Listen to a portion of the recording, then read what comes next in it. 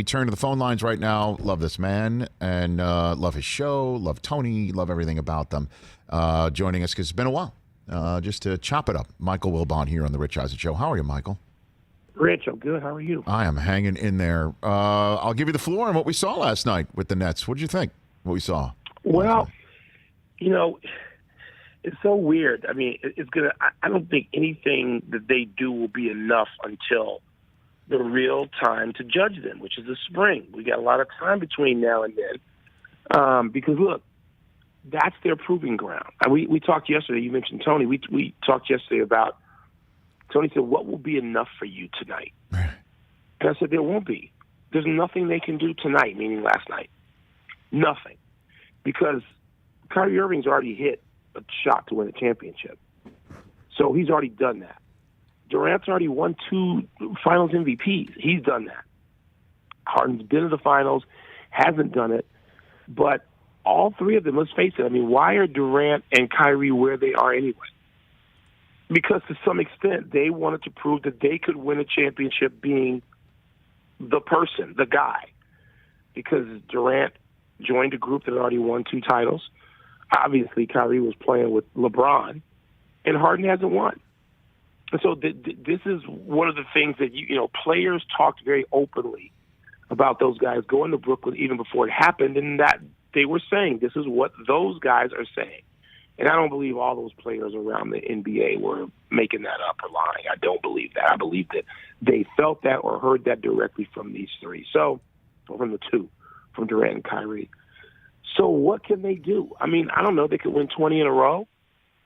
That's the only regular season thing, Rich, that I think is going to overly impress anybody, because there is either cynicism, skepticism. You know, there's sort of, okay, let's see what happens. This is a traveling circus, and this is what they put together. So there's nothing they can do in the regular season to really distinguish themselves. They're going to have to, but they got to play themselves into a place where they are ready to hit the ground running in late April. And I guess that's why we're spending a lot of time talking about the other stuff. And the other stuff is a void that Kyrie Irving is filling by his absence, and then his Zoom in his return that, as I pointed out, makes Jay Cutler look like he's standing, you know, like he's standing upright, like he's protecting the queen. You know, I mean, so what are you? Where do you stand on that subject matter? I don't trust Kyrie Irving. I don't trust him. There's no reason to. He's done too many things to go the opposite way of earning trust. I don't buy him. He's a great talent. He is one of the great talents ever for doing what he does, which is handling the ball. But I have a number. I was telling you talk about this stuff all the time, and I think I was talking to our dear friend Charles Barkley at the beginning of this, and I just said I have a number. I have an over-under number for Kyrie Irving, and it is 6.5. And that is the number, I think, of assists he needs to average to sort of demonstrate that he can do something else. Because when you are one of the great ball handlers of all time, he's on a short list. He's on a short list with Maravich and Isaiah Thomas and Allen Iverson. He's a wizard. Yet, he averages fewer than 6 assists a game for his career. I think it's 5.7, Rich. And so as I have this amazing fight with my son every night, my 12-year-old, whose favorite player is Kyrie Irving. And I say, you know what, if he's the greatest player of all time, my son's a point guard at 12 years old. Nice. I said, I'll tell you what, if you pass the ball that little to your teammates, they would beat you down on the playground. Because he's averaging 5.7 assists for his career. I think he's top 6 once or twice. That's pathetic. James Harden, when he's only doing it at the end of a possession, can average 11 or 12 in a game. I mean, right now, Nurkic is averaging Jokic is averaging how many assists a game? He's leading the league. At 7 feet tall, you you cannot ignore teammates or not ignore it, not incorporate them as much as Kyrie fails to incorporate them and not have eyebrows raised. I made my son read out loud the year-by-year assist averages of John Stockton, and they were double. They were in Magic. Those guys, 12 and 13 assists. Okay, that's not who Kyrie is. I get that. He doesn't have to be them. But if he's going to have the ball in his hands that much, it ain't going to be 5.7. That's not going to work with Kevin Durant and James Harden on your team. So I want to see that. I want to see what happens when they hit a speed bump or two. And the players in the league who are not seduced by them are thinking and saying privately, at least, Rich, the same sorts of things. When you say not seduced by them, that despite their resumes, and again, you expertly pointed out that Harden's the only one who hasn't won a championship there, but Kyrie did make a shot. He did make that shot, and it was very crucial. What a comeback that was. But his Boston tenure was a complete washout. I mean, Kyrie's a four. Well, there's a lot of four-letter words in Boston that aren't four letters, but Kyrie is definitely one of them. And so I think he's got something to prove. The rest of the league, he does too. Well, he clearly thinks he has something to prove. He does. Well, I mean, okay. So the question is, you're saying the rest of the league is looking at them and saying that they're still quite beatable. And do you think Colin Sexton proved it, or what? What do you think? I think the ones who are less seduced by showmanship. I mean, I've talked to a few guys this week, and their whole thing is, hey, okay, well let's see what happens, because you know what happens. Harden has been a dud in the spring, a complete dud. He's had, how many chances did he have with Houston with other great players? And he really didn't want to share the stage with Russell Westbrook or Chris Paul. I mean, let's face it. I mean, he didn't want to play with them. Otherwise, he'd still be playing with one of them at least. So Harden's been a dud. The adult in the room who's played no matter what all the time and just put playing at the forefront, regardless of what people can think whatever they think about his level of sensitivity, if they think he's overly sensitive, or they think he shouldn't have joined Golden State. All that's fodder for opinion.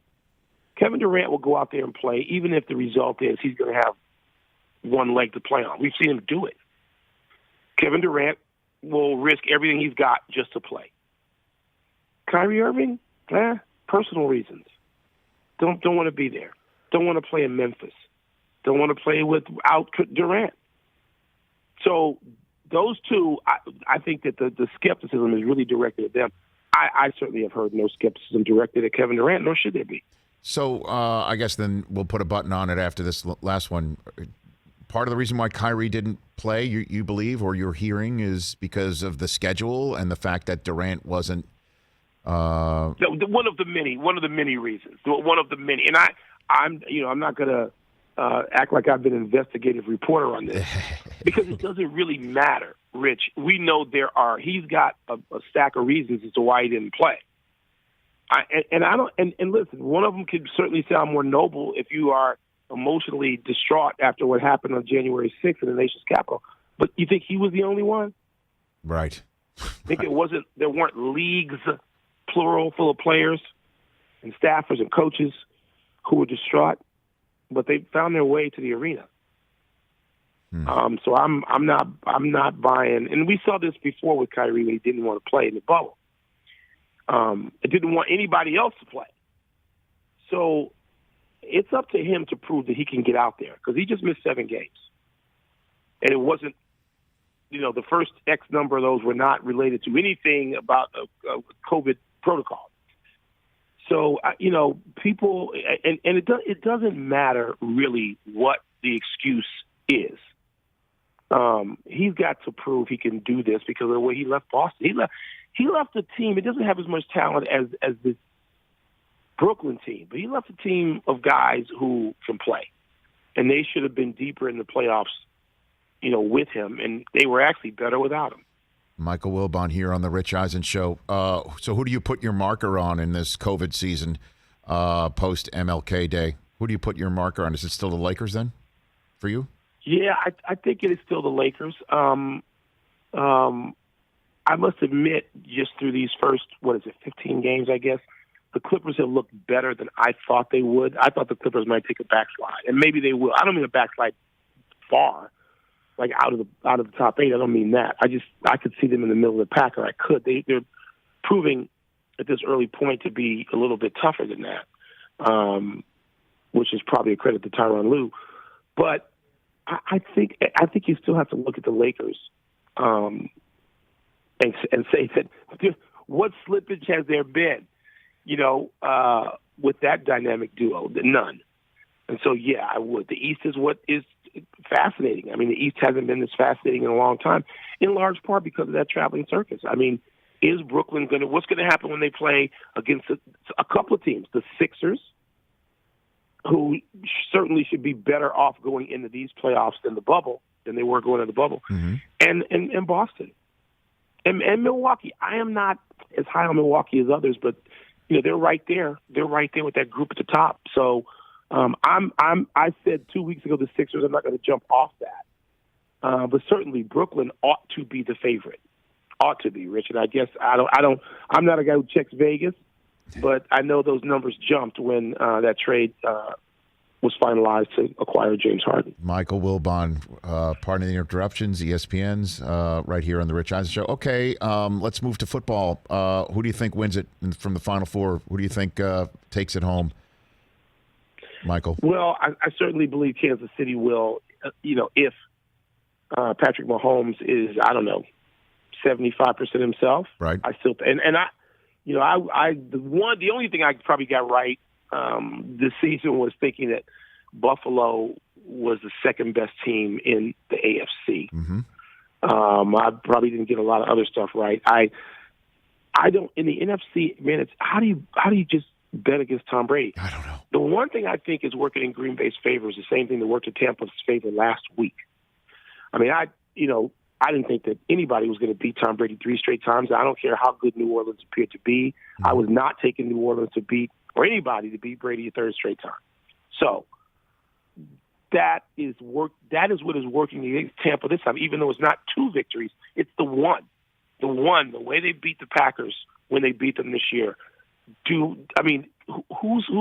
hair is going to be on fire more than Aaron Rodgers coming off that loss, remembering that defeat?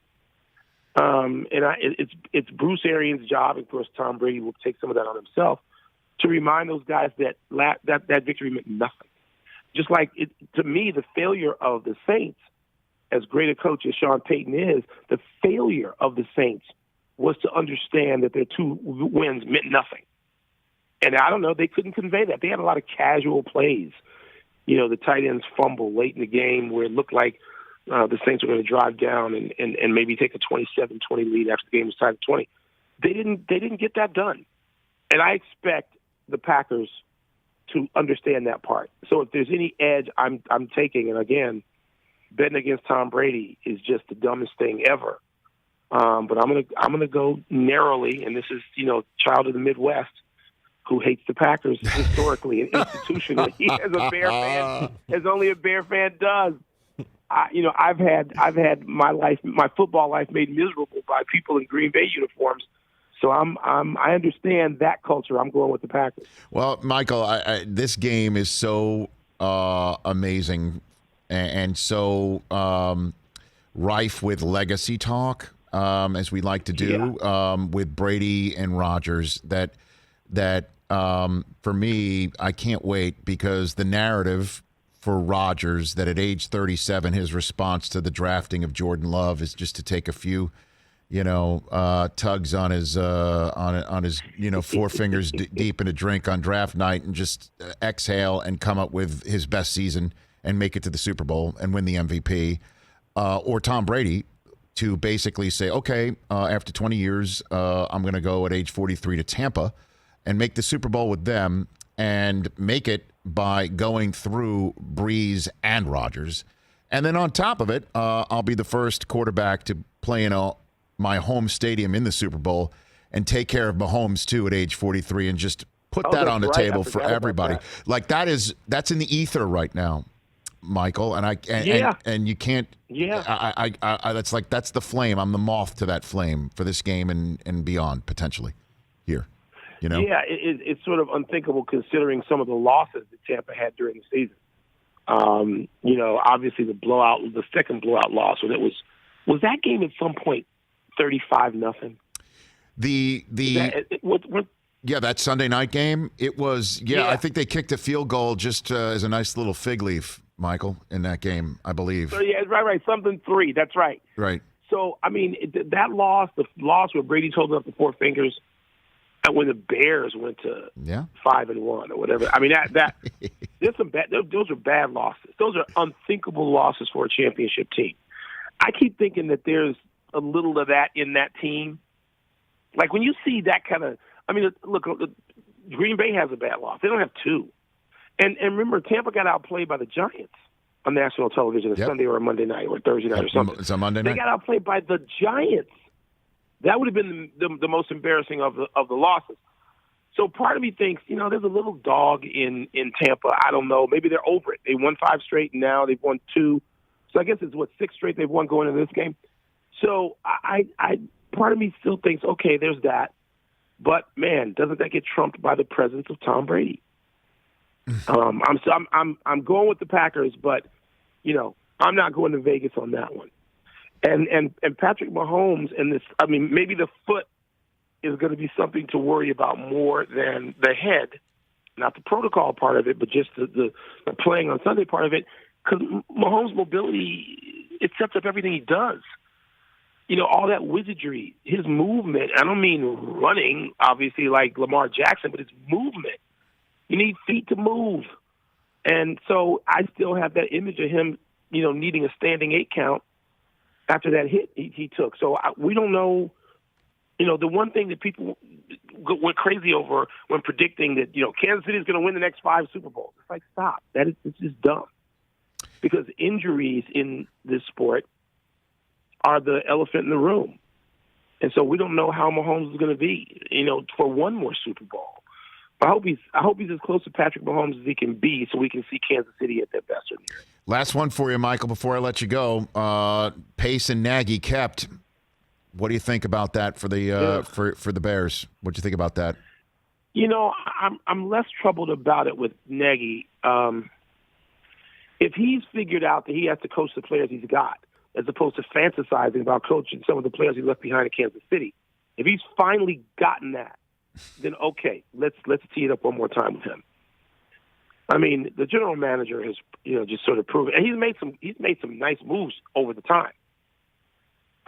Trading for Khalil Mack, drafting Roquan Smith, drafting Mooney, the kid who couldn't play the receiver. He's a nice player, but this is a quarterback league. This is the National League of Quarterbacks.